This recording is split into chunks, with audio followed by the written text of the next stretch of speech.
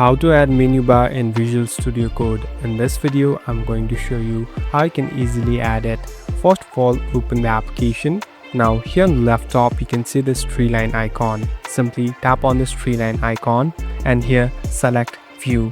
Here you'll be able to find an option called Appearance. Simply tap on Appearance. Now slowly scroll down. Here there's a mode called Menu Bar. Simply tap on this menu bar and as you can see, the menu bar has popped up here on the left hand side. Here you'll be able to find many options and tools in the menu bar. So here you can use it easily and you can even unselect it if you don't want from the same option. Now it's all set and you can use it easily. Thank you for watching this video. I hope this video will help you.